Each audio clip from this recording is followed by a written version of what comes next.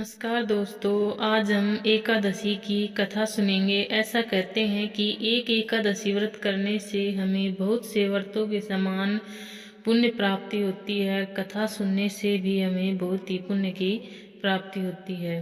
प्राचीन काल में मुचकुंद नाम का एक राजा था। उसकी इंद्र के साथ मित्रता थी और साथ ही यम, कुबेर, वरुण और विभीषण भी उसके मित्र थे। यह राजा बड़ा धर्मात्मा और न्याय के साथ राज करता था।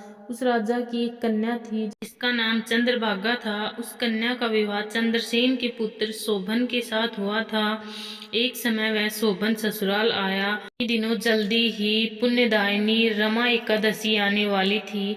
जब व्रत का दिन समीप आया तो चंद्रभागा के मन में अत्यंत सोच उत्पन्न हुआ कि मेरे पति अत्यंत दुर्बल हैं और मेरे पिता की आज्ञा अति कठोर है। दसवीं को राजा ने ढोल बजवाकर सारे राज्य में यह घोषणा करवा दी कि एकादशी को भोजन नहीं करना चाहिए। ढोल की घोषणा सुनते ही शोभन को अत्यंत चिंता हुई और अपनी पत्नी से कहा कि हे प्रिय, अब क्या करना चाहिए? मैं किसी का प्रकार भी भूख सहन नहीं कर सकूंगा। ऐसा उपाय बताओ जिससे मेरे प्राण बच सके, अन्यथा मेरे प्राण अवश्य ही चले जाएंगे। चंद्रभागा कहने लगी, हे स्वामी, मेरे पिता के राज्य में एकादशी के दिन कोई भी भोजन नहीं करता। हाथी, घोड़ा, ऊंट, बिल्ली, गो आदि भी तृण, अन्न, जल आदि ग्रहण नहीं कर सकते। फिर मनुष्य तो कहना ही क्या। यदि आप भोजन करना चाहते हैं तो किसी दूसरे स्थान पर चले जाइए, क्योंकि यदि आप यहीं रहना चाहते हैं तो आपको अवश्य व्रत करना पड़ेगा। ऐसा सुनकर शोभन कहने लगा, हे प्रिय, मैं अवश्य व्रत करूंगा। जो भाग्य में होगा वह देखा जाएगा। इस प्रकार सोच विचार कर शोभन ने व्रत रख लिया और वह भूख प्यास से अत्यंत पीड़ित होने लगा।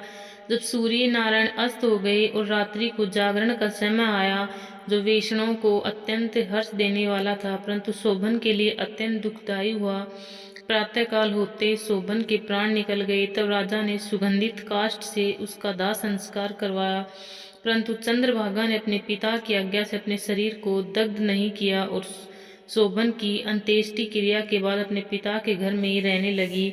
रमा एकादशी के प्रभाव से शोभन को नीलाचल पर्वत पर धन्य धान्य से युक्त तथा शत्रुओं से रहित एक सुंदर देवपुर प्राप्त हुआ। वह अत्यंत सुंदर जटिल स्वर्ण के खंभों पर निर्मित अनेक प्रकार कृष्टफित मणियों से सुशोभित भवन और बहुमूल्य वस्त्राभूषणों तथा छत्र व चंवर से विभूषित गंधर्व अप्सराओं से युक्त सिंहासन पर आरूढ़ ऐसा शोभायमान होता था। दूसरा इंद्र विराजमान हो। एक समय मुचकुंद नगर में रहने वाले एक सोम शर्मा नामक ब्राह्मण तीर्थ यात्रा करता हुआ घूमता उधर जा निकला। उसने शोभन को पहचान कर तो राजा का जमाई शोभन है, उसके निकट गया। शोभन भी उसे पहचान कर अपने आसन से उठकर उसके पास आया और प्रणामादि करके कुशल प्रश्न किया। ब्राह्मण ने कहा कि राजा मुचुकुंद और आपकी पत्नी कुशल से हैं। नगर में भी सब प्रकार से कुशल है, परंतु हे राजन, आप हमें आश्चर्य हो रहा। आप अपना वृत्तांत कहिए कि ऐसा सुंदर नगर जो कभी नहीं देखा हो न सुना हो, आपको कैसे प्राप्त हुआ? तब शोभन बोला कि कार्तिक कृष्ण की रमा एकादशी का व्रत करने से मुझे यह नगर प्राप्त हुआ, परंतु यह अस्थिर है।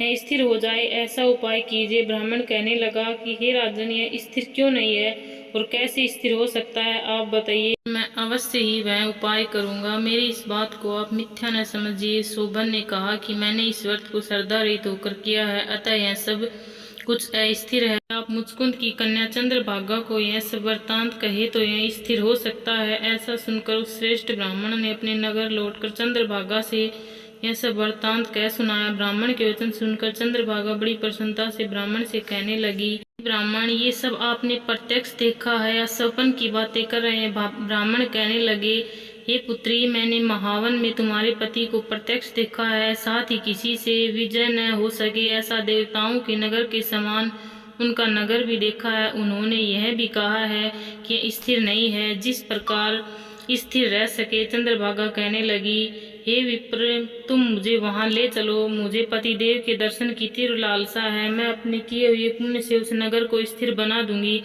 आप ऐसा कार्य कीजिए जिससे उनका हमारा सहयोग हो, क्योंकि वियोग को मिला देना महान पुण्य है। ब्राह्मण यह बात सुनकर चंद्रभागा को लेकर मंदराचल पर्वत के समीप वामदेव ऋषि के आश्रम में गया। वामदेव जी ने सारी बात सुनकर वेद मंत्रों के उच्चारण से चंद्रभागा का अभिषेक कर दिया। तब ऋषि के मंत्र के प्रभाव और एकादशी के व्रत से चंद्रभागा का शरीर दिव्य हो गया और वह दिव्य गति को प्राप्त हुई। इसके बाद बड़ी प्रसन्नता के साथ अपने पति के निकट गई।